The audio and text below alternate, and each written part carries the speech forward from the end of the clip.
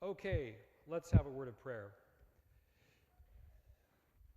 Dear Heavenly Father, once again, we just thank you for this time together, and I pray that you'd be with us now as we look at the important topic of city evangelism and how that fits into the country living message. I want so much for each of us to have clarity in our thinking about this and how it fits so that we can move forward with a real certainty that we're working and we're traveling on your path in line with your counsel. Once again, I ask that you'd help me not to get in the way of things being clear for each one tonight. Please lead us and guide us, we ask in Jesus' name. Amen.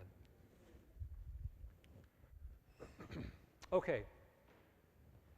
City evangelism and the country living message. I want to share with you two statements that are very interesting that on the surface appear to be in contradiction. I read an interesting article in one of our papers a few years ago suggesting the idea that actually God gave two lines of counsel, one to get out of the cities and one to stay in the city. What is that called? I mean, that sounds pretty confusing to me. So I guess what I get to pick? What's the point? What would be the point of having two different lines of counsel? And I read the article with interest, but I felt like it fell short. You know, it's interesting to me. I'm going to say this, but I think that education is valuable. So please don't misunderstand what I'm going to say here. I think if you commit your life to God, God can use that education in a great way. But sometimes it seems like someone who just embraces our message, someone just accepts our message, sometimes some of the things we say, suggesting ideas like this about the spirit of prophecy or canceling out some counsel here with something over there, I have often thought if I were brand new, I'd just turn around and walk the other way. I'd say, you got to be kidding me. What are you talking about? Sometimes, as I've talked with people about the country living message, and people say, well, but Mrs. White also said that we should stay in the city, right? I thought maybe the easiest way to solve the problem would be just give the counsel to an 8th grade class and ask them to tell us what it says. Right? Sometimes it seems like it takes a PhD to undo things that are plain and clear. And I'm not trying to say it's a bad thing to have a PhD, so don't take it that way. But anyway, so here is one of these statements. And I put the dates here for a reason, because of the timing, and they're well, anyway, I'll get to that. But notice what it says, Christian Service, page 180. We see the great need of missionary work to carry the truth not only to foreign countries, but to those who are near us. Close around us are cities and towns in which no efforts are made to save souls. Why should not families who know the present truth settle in these cities and villages to set up there the standard of Christ, working in humility, not in their own way, but in God's way, to bring the light before those who have no knowledge of it? Okay, pretty interesting, huh? Why should not families who know the present truth settle in these cities? And we're talking about the context of evangelism, and I've had people tell me that here's a quote from Mrs. White that says you're supposed to stay in the city. In this case, even move to the city. And no less families, with the implication would be with children. Now, that's not the only one. Here's another one. Testimonies for the Church, Volume 8, 244 and 245. Notice, by the way, the date, 1903. We've read a lot of statements about getting out of the city prior to that, but look what this says. It is not the purpose of God that his people should colonize or settle together in large communities. The disciples of Christ are his representatives upon the earth, and God designs that they shall be scattered all over the country. So God designs that his people shall be scattered all over the country in the towns, cities, and villages as lights amidst the darkness of the world. They are to be missionaries for God by their faith and works testifying to the near approach of the coming Savior.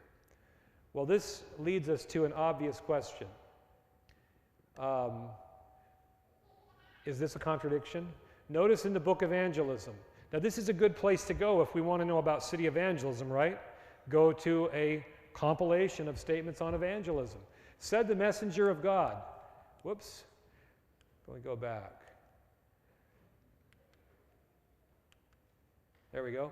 Said the messenger of God, shall not the cities be warned? Yes.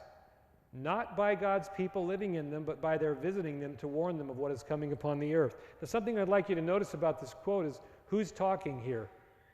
Who's in the quotation marks? Messenger of God.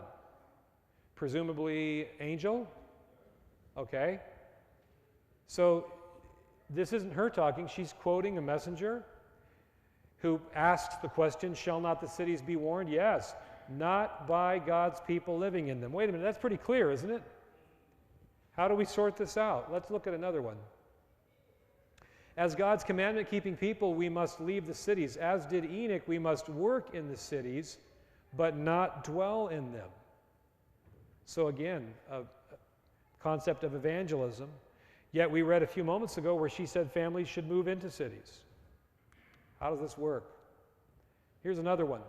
When iniquity abounds in a nation, there is always to be heard some voice giving warning and instruction, as the voice of Lot was heard in Sodom. Yet Lot could have preserved his family from many evils had he not made his home in this wicked, polluted city. All that Lot and his family did in Sodom could have been done by them, even if they had lived in a place some distance away from the city. Enoch walked with God, and yet he did not live in the midst of any city, polluted with every kind of violence and wickedness, as did Lot in Sodom. Evangelism, page 79.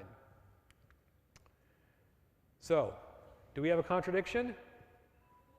Well, I mean, I know you know the answer to that has to be no, right?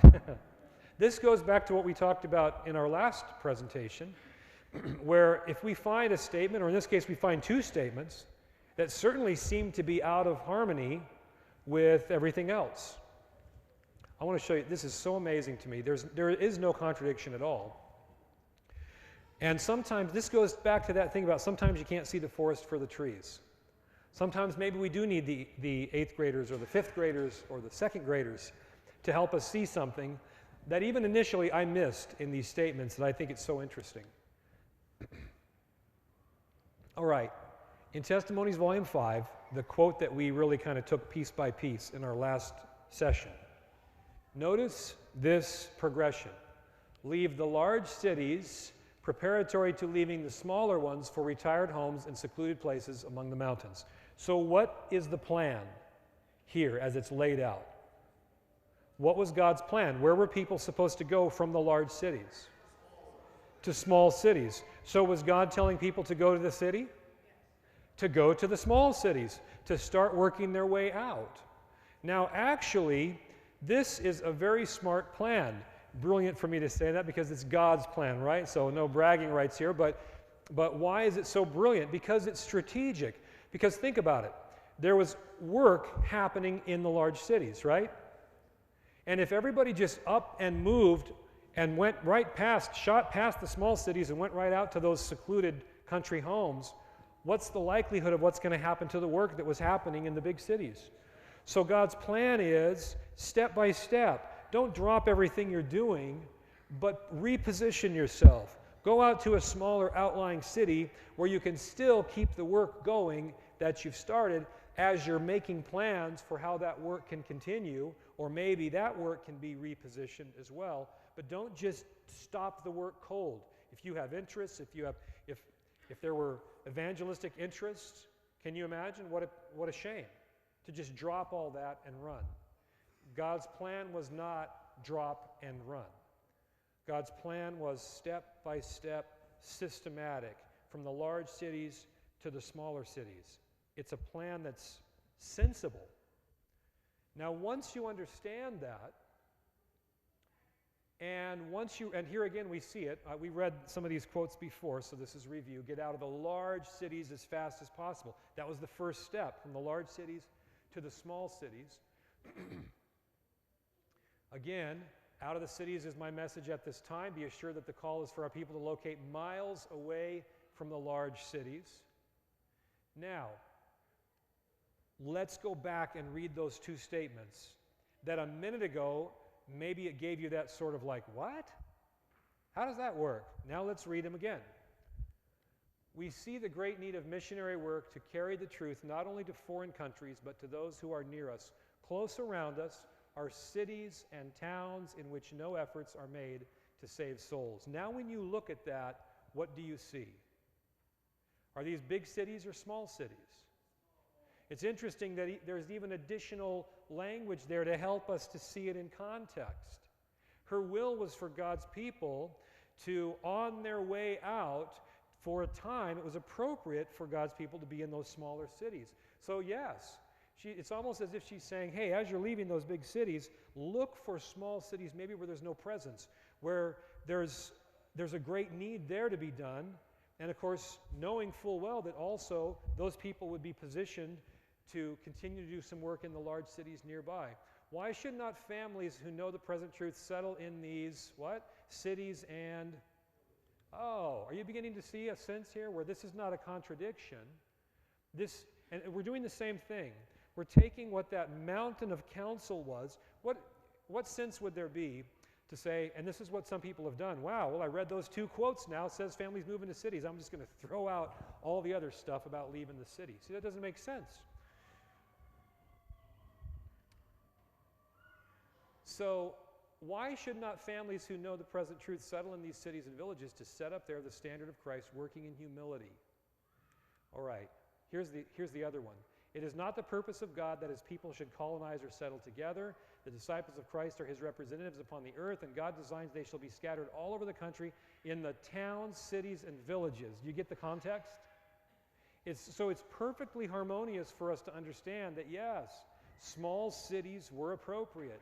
God was encouraging his people, look for small cities where you can serve. So you get the point, I think, the language there, towns, cities, and villages, cities and towns, cities and villages. The context is small cities. There is actually no contradiction at all. Now here's the thing that's concerned me, is that much of the talk that we've heard in recent years about reaching the cities and moving into the cities to reach them, this is not a new idea. It's an old idea. It's been tried before, and I call it the lot plan of evangelism. That's what it is. It's not a new invention. You see, we've been given a game plan by God that's called Outpost evangelism, to have places surrounding cities. And you know, the way I look at it is, there is just almost an insatiable appetite for outposts now. Look at these massive metropolitan areas, not just on the East Coast, on the West Coast too. What an opportunity for there to be many. You know, to me, this is the call, as I understand it, is for small home-like sanitariums. That the health work is carried out in a small home-like setting. And you can have many of these kinds of places around metropolitan areas. That's God's plan. Now, I want to make something clear, because I don't have any quotes up here, but if you search this, you'll find that it's true. There is an exception in the writings of Ellen White about the kind of places that we should still have in the city. And she specifically says that we should still have churches located in the cities, church buildings, to serve as memorials for God. So I think it's important to mention that. That's something that will help the outreach and the work. There's something else you'll find if you'll study into this, that there are times when she uses language such as in the city in reference to our sanitariums, and if you do the research, you'll see they were not. What she meant was they were within easy reach of a city, and she simply would describe it as being, in San Diego, for example, or whatever. What she was really saying is they're in that area, they're in that vicinity. So the lot plan of evangelism, well, there's been a lot of talk about Lot tonight, so I don't think I need to hammer it a whole lot more, but I did want to read this. He, Lot, was saved at last as a brand plucked out of the fire, yet stripped of his possessions, bereaved of his wife and children, dwelling in caves like the wild beasts, covered with infamy in his old age, and he gave to the world not a race of righteous men, but two idolatrous nations at enmity with God, and warring upon his people until, their cup of iniquity being full, they were appointed to destruction. How terrible were the results that followed one unwise step. Amazing, isn't it? That's the Lot plan of evangelism. I know it's sobering, but it's true. Well, here's another statement about this. When Lot entered Sodom, he fully intended to keep himself free from iniquity and to command his household after him, but he signally failed. The corrupting influences about him had an effect upon his own faith, and his children's connection with the inhabitants of Sodom bound up his interest in a measure with theirs. The result is before us. Well, I've discovered one way to really encourage your friends to embrace the country living message. In fact, a pastor friend of mine who moved his family out of the city not too terribly long ago, he shared with me his most powerful sermon. You know what it was? That's your most powerful sermon. So it's come to the place where, I speak on it. Whenever I'm invited, I speak about it. I speak about it through media and on the web. But I try and not cross the line into harping and, hammering, because I know that actually the best testimony, the best message I can give is when I can post those pictures of us at home. When I can describe to people, one of the blessings, by the way, of a country lifestyle for us. See, I know we're living in a bad economy, but I'm assuming that you're aware that there's more than one economy. You're surrounded. It's almost like you might be blind to it, but there's another economy. We live in a different economy than most of the people in America. Because when you learn to grow your own food and you learn to live in a more, I'll call it a self-efficient kind of a way, you can enjoy the benefits of a whole different kind of economy. In fact, let me just touch on this. I touch on it in the first video online that you'll get, this is a little bonus tonight. This is very interesting to me that the country lifestyle brings within reach of anyone in any socioeconomic group, no matter how poor you are. You realize that the country lifestyle actually gives you the tool to tap into a strategy that is used by the ultra-wealthy in this world. And that strategy is this. The ultra-wealthy typically, okay, there's plenty of reasons why I'm not real interested in using the ultra-wealthy as a model. You can be ultra-wealthy and be a model person. Abraham, and he was, and Isaac, and so it's possible. But their values oftentimes are very different. But I just want to make this one point. Many of the most wealthy people in the world are actually not that focused on money. This is true. Money has inherent problems. And it's interesting to me that the masses focus so much on money. Look at it from just this one perspective. This is an inherent problem with money. Have you thought about this? Money is always losing value. Isn't that interesting? The dollar in your pocket is getting less valuable by the second. And then think about this. If you borrow money, how crazy is this? And I've done it, so I'm not trying to be hard on anybody, but think about it. So I borrow money. What is true inherently about money around here these days? It's losing value. So I pay money for the privilege of using somebody else's money, which is using value, and I spent money and I'm paying every month, if I have a loan, money that's losing value. Do you see how this is a crazy cycle? The ultra-wealthy are more interested in investing in assets. More specifically, assets that they have a reasonable likelihood of believing will increase in value. Sometimes they mess up. But here's the thing. There's such a thing as country lifestyle assets, country living assets. For example, let's start with a country property. I mentioned already earlier today, one of the things that's amazing about a country lifestyle is, and we were told this in Inspiration, you can live like a king. It's what I call the millionaire lifestyle without being a millionaire. Generally, you can get far more land per dollar than you can in the metropolitan area. That's relatively obvious. the cost of living can be much, much less. You know, when you see that, I told you already, we're renting the property we're in now. And by the way, if you don't have the money to purchase, you should think about renting. I think I mentioned this before, maybe I didn't, but you know, I advise anyone, even if you have the money to buy, you should rent first.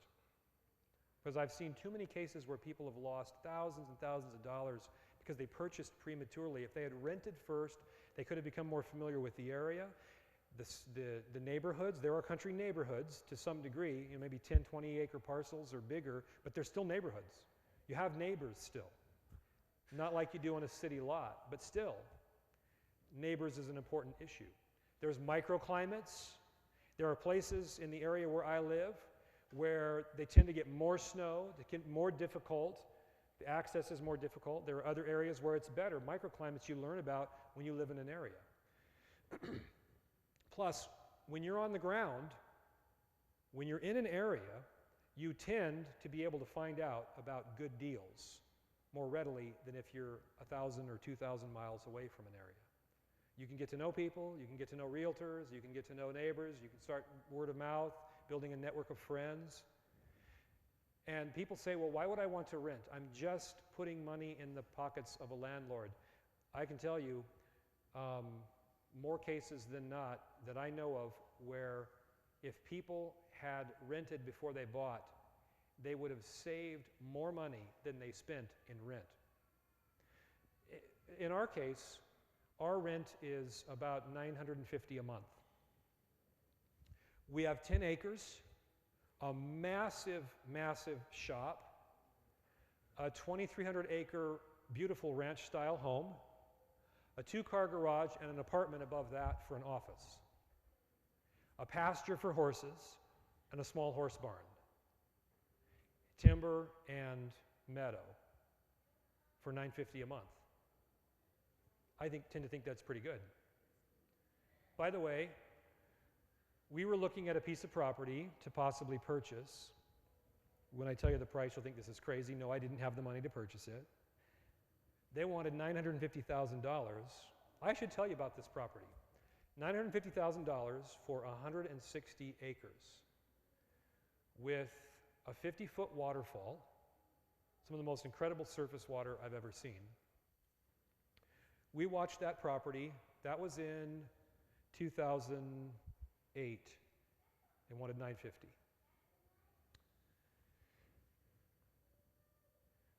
We watched that property go down to $865,000. I wrote the man who owned the property, was selling it. He said, I'm never going down from $865,000. It went down to $500,000. It went down to $350,000. A few months ago, it sold for $265,000. 160 acres with the most phenomenal. Now, it had problems. It wasn't, it didn't have everything right, which is one reason why we were holding back. It had an east slope, which can be difficult for growing. And that was a concern of mine. And it also had an access issue, which was kind of interesting. I won't go into all these details, but I'm telling you that story to make a point. Well, I spent $950 a month in rent. By the way, that trajectory that I just described to you, that downward trajectory in price, happened over the period of, well, from $865, it went down to $350 over 2 years. I was spending $950 a month in rent as I watched property values drop. Now, I don't suggest renting to try to speculate on the market, but in a dropping market, renting can put you ahead. In other words, by waiting, I could save more on that property than I spent in rent. Are you with me? Now, again, I reiterate, that's not why I do it. I don't do it to be speculating. I'm following my own advice right now by renting. We sold our place. We decided to rent before we purchased. That happens to be a side benefit in this market. And I could cite other cases too where property values have dropped more than the money we spent in rent. So easily it paid for itself. But I can tell you, I mean, there are a number of friends I know who moved to the country and they discovered that they didn't know enough about selecting the right country property. and now they want to sell, and they have problem properties.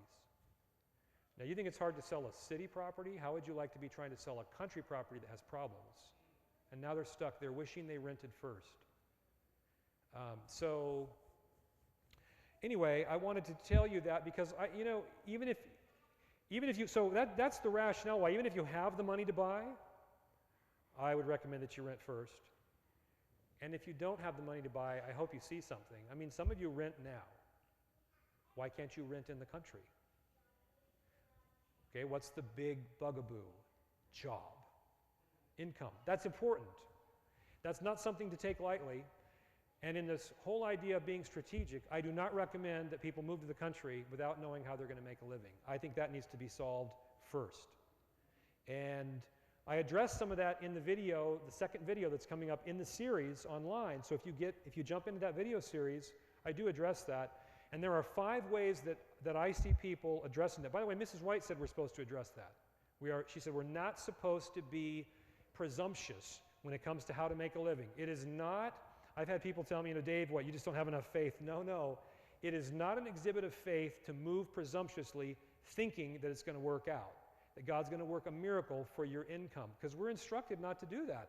And I know of one case where it happened to work out. I could name you numerous cases where it was a nightmare for people. It was stressful. It was embarrassing. They became a burden on the local church. None of that needed to happen. I believe that God will affirm the direction you're supposed to move by providing an income solution. And you need to have that firmly in your mind that needs to be there first. I believe that the income question can drive your search. Some people are overwhelmed about the country living thing because they say, it's a big country. I mean, America's a big country. Where do I start? Unless you're independently wealthy, that's easy. Let the income issue drive that search. That's not the only issue that should drive that search, but that's one issue that should.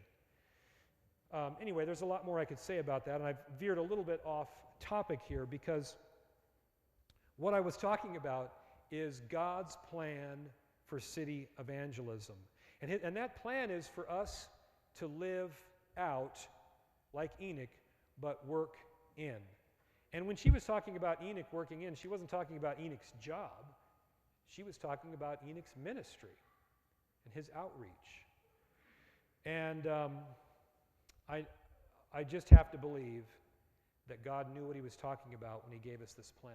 And I hope to see more and more along the lines of pursuing that plan in addressing how we're going to reach the people in these cities. Okay, there's one more thing I wanted to talk about in terms of God's strategy in this plan for evangelism, and here it is, captured very succinctly. I urge our people to make it their life work to seek for spirituality. Christ is at the door. This is why I say to our people, do not consider it a privation when you are called to leave the cities and move out into the country places. Here there await rich blessings for those who will grasp them. By beholding the scenes of nature, the works of the Creator, by studying God's handiwork, imperceptibly you will be changed into the same image. Selected Messages, Volume 2, page 536.